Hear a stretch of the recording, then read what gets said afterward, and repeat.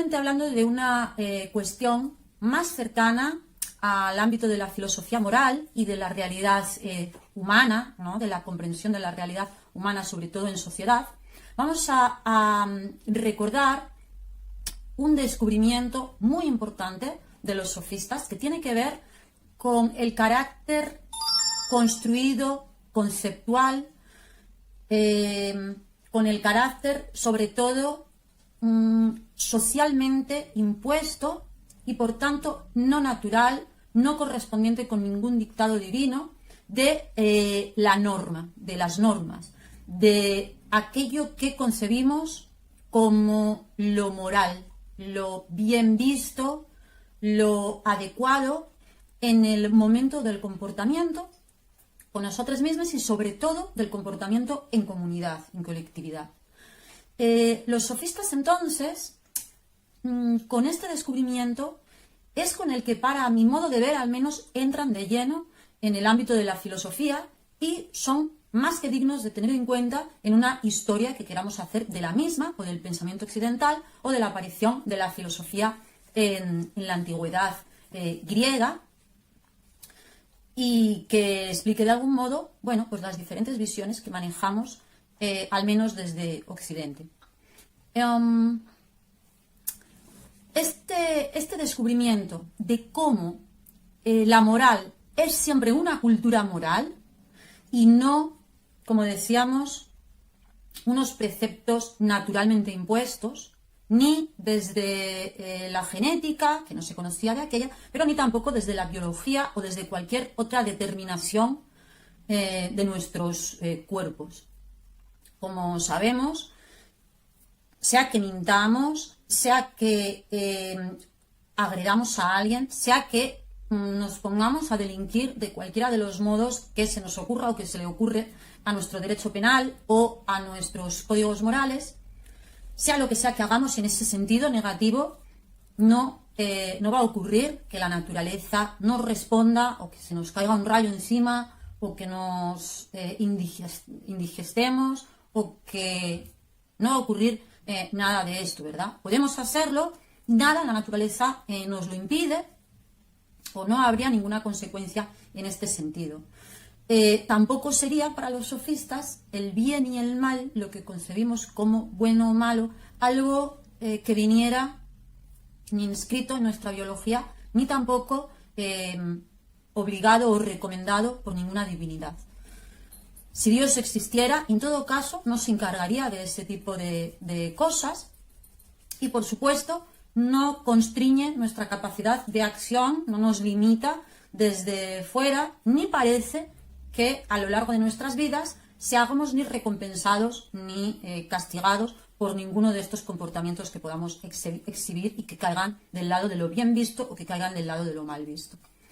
Pero si hay algo, aparte de estas experiencias que podamos tener o estas observaciones, si hay algo que nos termina de convencer de que no hay una naturalidad, no hay una divinidad de la norma, es decir, que no hay una universalidad, una necesidad de la misma, es el encuentro con otras culturas, cosa que no les era para nada ajena a los sofistas, que vivían, como sabemos, en ese mundo de viajes, de un cierto cosmopolitismo, de un conocimiento entre diversidad de pueblos y, por tanto, un encuentro entre diversas culturas y diversas maneras de ver las cosas. No solo por el comercio, sino también por el contacto que los procesos bélicos, las invasiones, las guerras permitían también u ocasionaban entre personas de diferentes procedencias. Es entonces cuando nos damos cuenta que algo que pertenece a la buena educación aquí quizá no sea importante en otro tipo de sociedad o incluso caiga del lado de la buena educación. En cualquier caso, vamos a recordar que el término griego con el que los sofistas y cualquier otro ciudadano de Atenas de esos momentos, como pudieran ser Sócrates y Platón, el término con el que mencionaban la norma o se referían a ese conjunto de códigos morales era nomos. La palabra nomos se traduce habitualmente y adecuadamente, entiendo, como norma o normativa. Y pienso que en la actualidad cualquiera de esas normativas que conocemos, un reglamento de régimen interno, por ejemplo, en el instituto, o cualquier otra ley que marca las posibilidades de nuestra acción y que las permite o las obliga o las limita, se concibe, yo creo que casi de forma intuitiva, como algo que fue fruto de un acuerdo, bien de una votación, bien de la implantación de un determinado régimen o gobierno de forma unilateral, pero con eficacia, bien por el acuerdo tácito, a veces latente, se dice acuerdo tácito cuando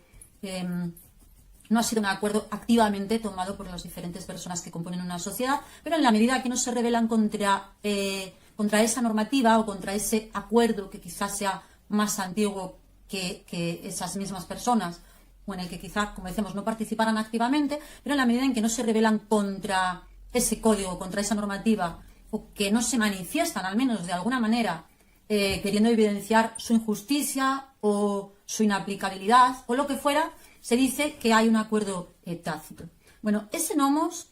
aunque se traduce como norma, sabemos que la traducción al castellano o a cualquier otro idioma siempre añade una dificultad o pierde algún matiz. Por eso que vamos a dar no solo la traducción, no solo la palabra, sino también vamos un poco a ver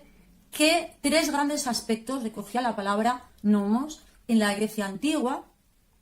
y, por tanto, cómo se concebía todo asunto relativo a la moral o relativo a la educación o el civismo político o las maneras del buen ciudadano en Grecia. Estos tres aspectos son los siguientes, teniendo siempre en cuenta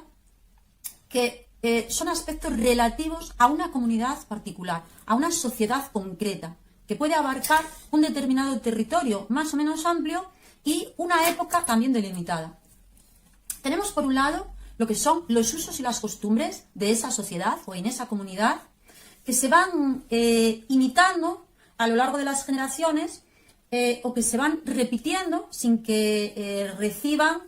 en un periodo de tiempo determinado demasiada variación. Y esos usos y costumbres no están escritos en ninguna parte, no resultan de un acuerdo manifiesto, sino que parecen caer del lado de los acuerdos tácitos o de la simple inercia de los comportamientos sociales. Los usos y costumbres, como digo, no están tipificados, no están escritos en ningún lugar, no hay tampoco necesariamente un código que castigue las conductas en contra de esos usos y costumbres, pero sí va a afectar de forma muy fuerte en cómo somos recibidos por esa comunidad, en cómo somos aceptados o no. Y por tanto, aunque no sean de obligado cumplimiento, vamos a sentir una inclinación a cumplirlos, a obedecerlos, a veces pareciéndonos tan naturales que ni siquiera presentan un dilema o ni siquiera nos exigen de una reflexión para llevar a cabo estas conductas. Por ejemplo, nos levantamos para ir al instituto, para ir al trabajo y no nos paramos a reflexionar, a dirimir si nos conviene ponernos ropa o cuántas partes de nuestro cuerpo es conveniente cubrir, sino que nos levantamos y casi como una segunda naturaleza o como un instinto artificial creado, pero que no nos damos cuenta de esa artificialidad en muchas ocasiones,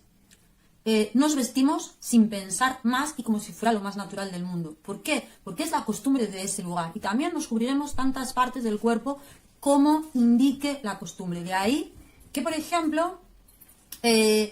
la ropa, el hábito de determinadas sociedades, tribales o modernas, da lo mismo porque también cambian entre sí, nos puede parecer excesivamente provocativo, pues cuando a lo mejor simplemente ocurre que esas partes del cuerpo, como puedan ser los senos, el pecho u otras, no son consideradas en esas sociedades como obscenas o como sexuales, o sí son consideradas sexuales, pero no por ello reprimibles o disimulables, según las concepciones que se tengan en cada lugar también de la sexualidad, ¿no? Otras sociedades nos van a resultar, en cuanto a su hábito de ropa, de vestido, a lo mejor no impúdicas, pero sí atrevidas, y tiene que ver también con aspectos tanto religiosos, políticos, como sobre todo con aspectos quizá más antiguos, que tienen que ver incluso con la geografía, con el clima del lugar y con los símbolos, con la simbólica, con las significaciones que le damos a diferentes partes del cuerpo. Y de ahí que una mezcla entre la geografía, entre lo que es la preservación de la salud, la concepción de la higiene, pero también y en gran parte de estos aspectos simbólicos, significativos, con los que asociamos esas partes del cuerpo, va a resultar que quizá algunas sociedades nos parecen más atrevidas y otras nos parecen demasiado, ¿cómo vamos a decir? Preservadas o demasiado tímidas o directamente sociedades en las que la ropa cubre muchas más partes del cuerpo que en la nuestra, y pudiera ser la boca, pudiera ser la nariz, ambas cosas, o incluso los ojos, partes del cuerpo, todo el cuerpo. Y entonces, a partir de esos cambios que ocurren no solo a lo largo de las épocas, sino de una forma más constante en diferentes territorios, pero no solo en los territorios, sino también en grupos que tienen que ver con lo profesional, o con la religiosidad, o con otro tipo de circunstancias que les hacen sentirse parte de un mismo grupo o de una misma comunidad. Bueno, la economía pudiera ser también, la procedencia, lo que fuera. Vale, pues los usos y costumbres sería uno de los ámbitos que van a contribuir a enseñarnos cuál es la norma, cuáles son los códigos, cuáles son las expectativas que la mayor parte de personas de esta comunidad van a tener cuando nos ven aparecer o cuando nos invitan a una u otra reunión, a uno u otro ritual. Tenemos que darnos cuenta incluso que estos usos y costumbres nos obligan en cierto modo a tal punto que hoy día siguen considerándose fuente de derecho. Es decir, que cuando existe una laguna en las legislaciones o en las normas escritas, pues los conflictos que llegan a un proceso judicial se van a dirimir de acuerdo a las costumbres del lugar, a las expectativas que pudieran darse a partir de lo que son estos comportamientos repetidos o más o menos inerciales en una determinada sociedad. Otro de los grandes ámbitos en los que se nos aproxima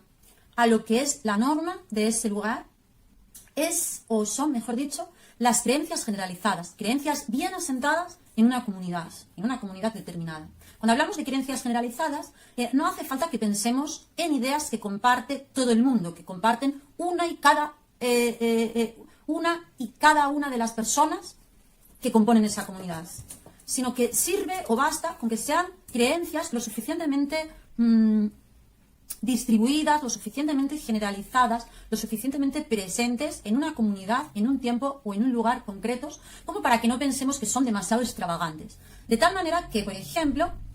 aquí donde nos encontramos, todavía, aunque quizá cada vez menos, pero todavía las creencias católicas y, por supuesto, el cristianismo no son profesadas por cada una de las personas que conocemos, ni siquiera por las personas que están en un aula o en una clase determinada, pero son lo suficientemente generalizadas para que hayan sido digeridas y no se consideren, como decíamos,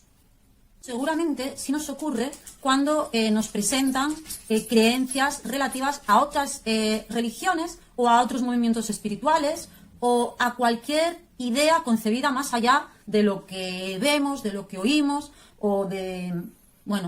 lo que estamos acostumbrados a tomar como relatos familiares, ¿no?, con los que estamos familiarizados. Y por último, el tercer gran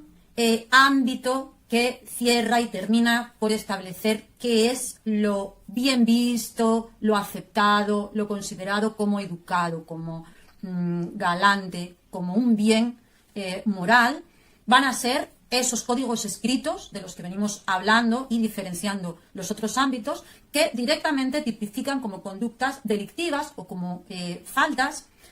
aquellos comportamientos que contradicen o que contravienen aquellos comportamientos que se consideran los mínimamente obligatorios para contribuir con la ciudadanía, o para al menos no molestarla, o no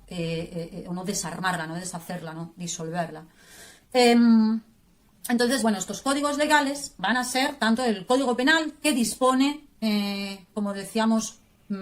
consecuencias penales, como otros códigos administrativos, civiles, etcétera, que disponen qué procesos, qué burocracias y en qué escenarios deben darse determinados acontecimientos o determinadas negociaciones o acuerdos para que puedan considerarse como válidas. En definitiva, entre los usos y creencias, entre los usos y costumbres, las creencias generalizadas y los códigos escritos, legales, se va a conformar una idea aproximada de cómo podemos comportarnos, qué comportamientos, qué conductas, incluso a veces qué pensamientos son albergables, son aceptados por la comunidad o no lo son, y esto va a suponer, el que insistamos en ellos, supondría, bueno, pues consecuencias ya sea de tipo penal, ya sea de tipo social, que a veces pueden ser igual de fuertes o igual de desagradables, ¿verdad? Como pueda ser el ostracismo social, el no reconocimiento, la marginalidad, la agresión, incluso la discriminación. Y entonces, bueno, nos vamos a sentir invitades, no, más aún, no tanto como forzadas, pero sí compelidas de alguna manera a funcionar según el código, según el registro de lo bien visto en una comunidad concreta, que es la de referencia que tenemos cada cual.